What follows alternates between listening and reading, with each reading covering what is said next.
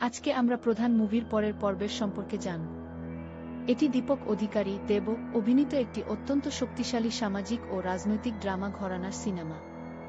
ছবির গল্পে দেব একজন সৎ, আদর্শবাদী এবং কড়া মেজাজের পুলিশ অফিসারের ভূমিকায় অভিনয় করেছেন, যার বদলি হয় এমন এক এলাকায় যেখানে একজন প্রভাবশালী রাজনৈতিক নেতা বা প্রধান নিজের অত্যাচার ও দুর্নীতি দিয়ে পুরো সমাজকে শাসন করছে।